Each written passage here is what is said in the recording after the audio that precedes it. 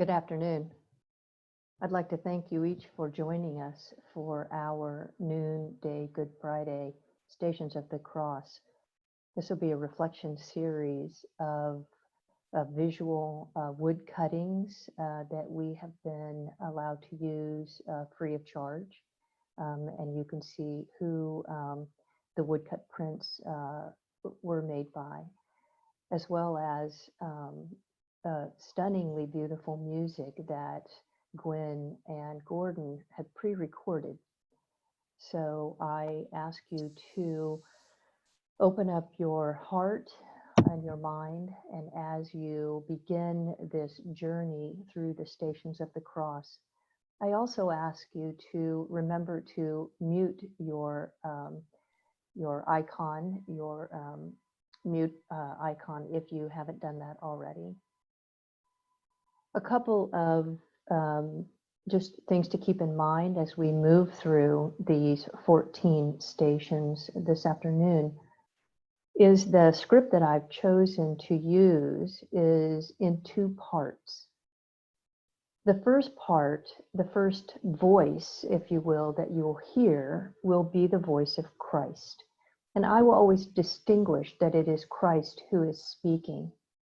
The second voice that you will hear will be our voice. And of course, I will be doing both of those voices so that you can, and I will note when I move into us as I respond or I reply.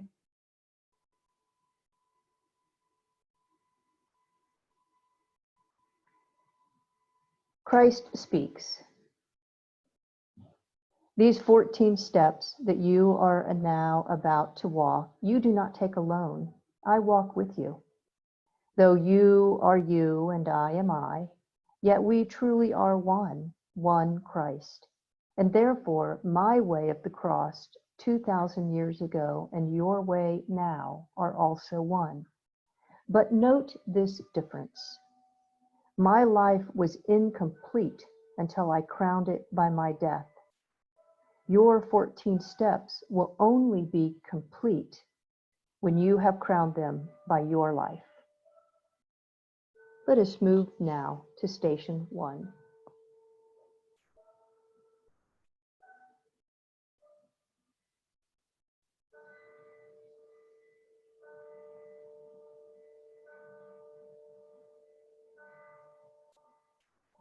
Jesus is condemned to death. Christ speaks. In Pilate's hands, my other self, I see my Father's will. Though Pilate is unjust, he is the lawful governor, and he has power over me. And so the Son of God obeys. If I can bow to Pilate's rule because this is my Father's will, can you refuse obedience to those whom I place over you? I reply, my Jesus, Lord, obedience costs you your life. For me, it cost an act of will, no more. And yet, how hard it is for me to bend.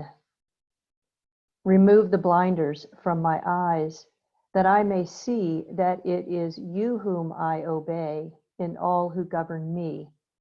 Lord, it is you.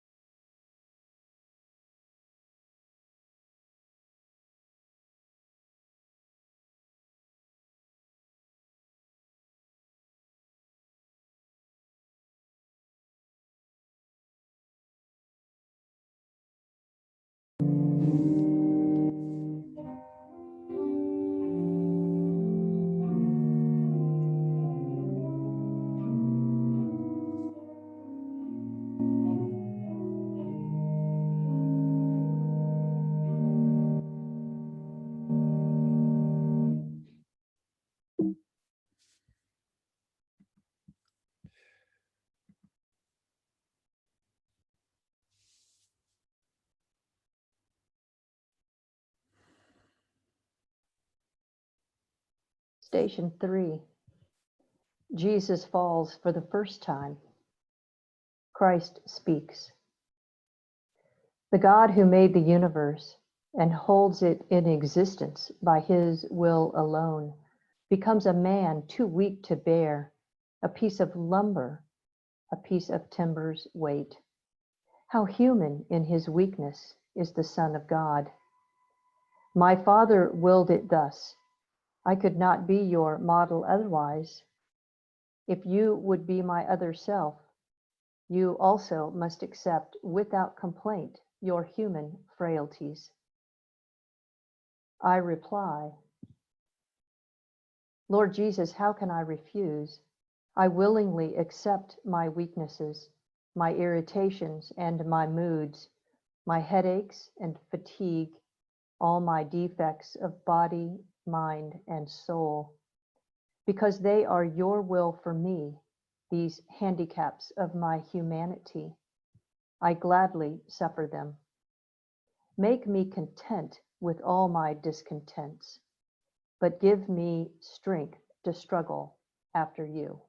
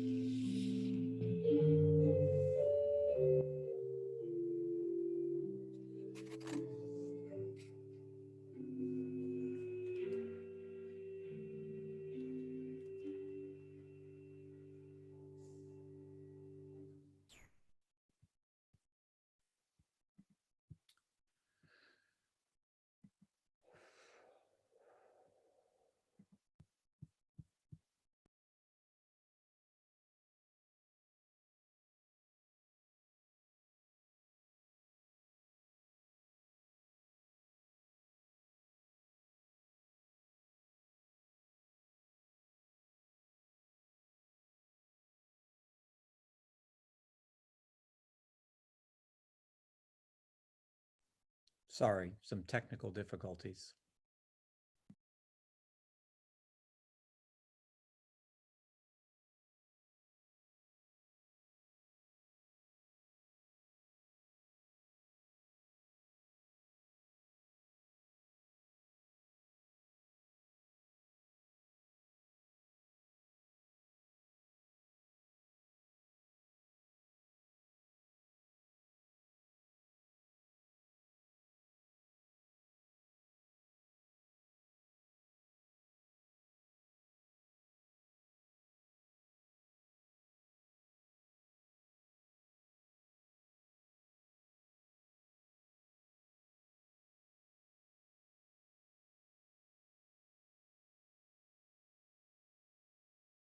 The cross is laid on Simon of Cyrene.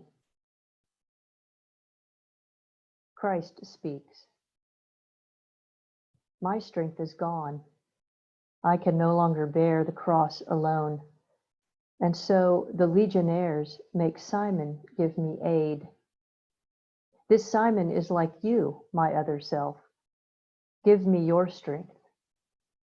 Each time you lift some burden from one another's back, you lift as with your very hand the cross's awful weight that crushes me.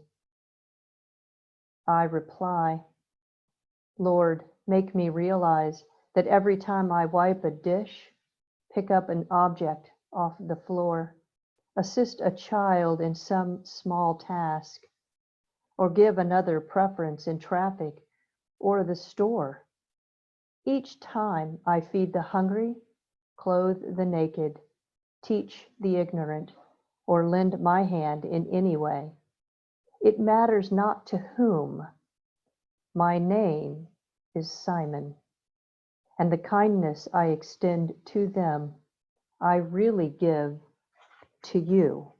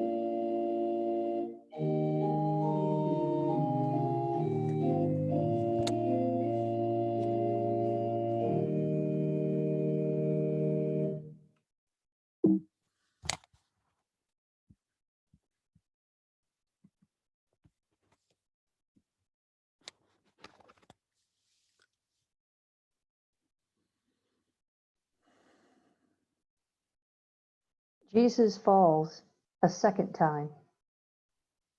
Christ speaks. This seventh step, my other self, is one that tests your will. From this fall, learn to persevere in doing good. The time will come when all your efforts seem to fail and you will think, I can't go on. Then turn to me, my heavy laden one, and I will give you rest. Trust me and carry on. I reply, give me your courage, Lord. When failure presses heavily on me and I am desolate, stretch out your hand to lift me up. I know I must not cease, but persevere in doing good. But help me, Lord. Alone there is nothing I can do. With you I can do anything you ask, and I will.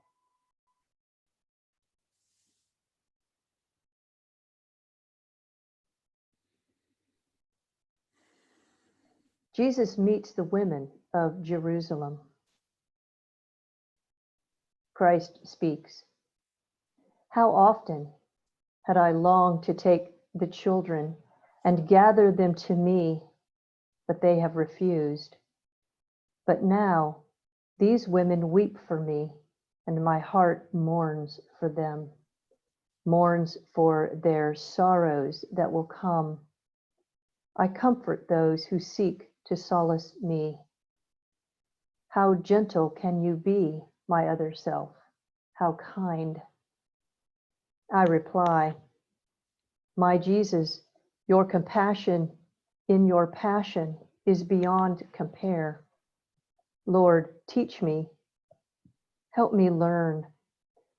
When I would snap at those who hurt me with their ridicule, those who misunderstand or hinder me with some misguided helpfulness, those who intrude upon my privacy, then help me to curb my tongue. May gentleness become my cloak. Lord, make me kind like you.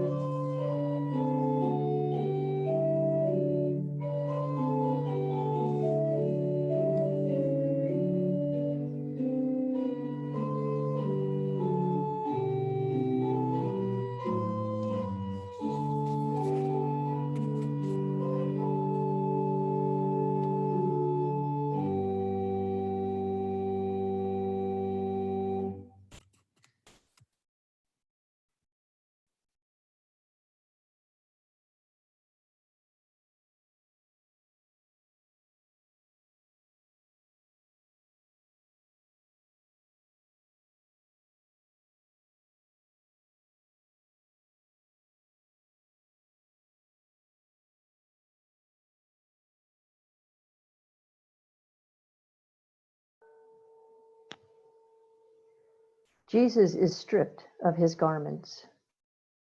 Christ speaks.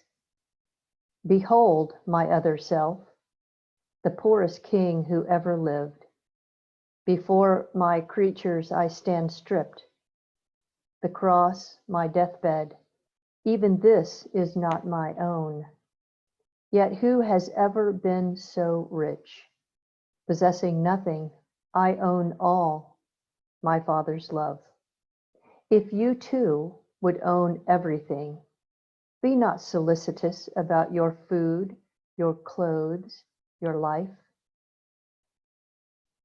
I reply, my Lord, I offer you my all, whatever I possess, and more, myself.